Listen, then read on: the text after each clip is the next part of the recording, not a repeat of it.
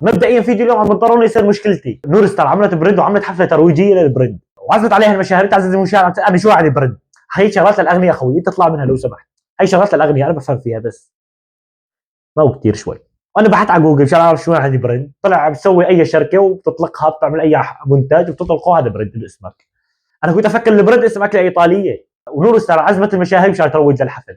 نحن اخر عزيمه عملناها لا نص العالم ما بتحكي مع بعض. سبب المشكله بين شيرين بيوتي ونور ستار هو مشان كذا البنطلون فقط لا غير. ليش شيرين بيوتي جيت لعند نور ستار كذا البنطلون؟ بركي الحمر ما معها مصاري تشتري فستان. هلا بيقولوا المتابعين شو شايفها محمد منصور يعني ما معها تاكل.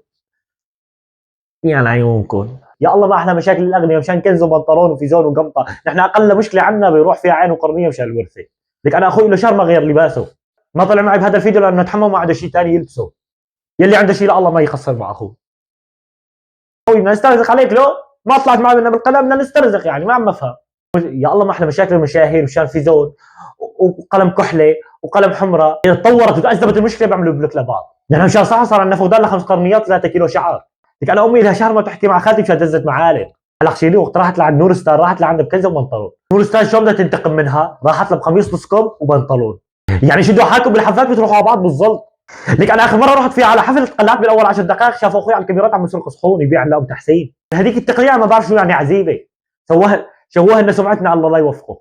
انا اسف لانه هذا الفيديو شوي تسليكي واخوي ما له معي، بس حبيت اطلع في شيء قلبي حابب اطلع واقوله.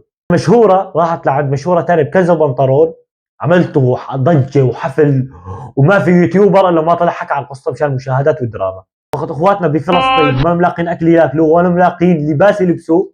هلا برايكم مين اهم، بنطلون نور ستار ولا اكل لطفل محتاج قاعد بخيمه؟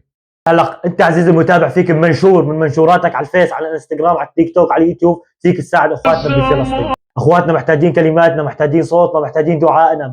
بتمنى منكم انه ما نخجلهم ونكون نحن سند ومسند لهم.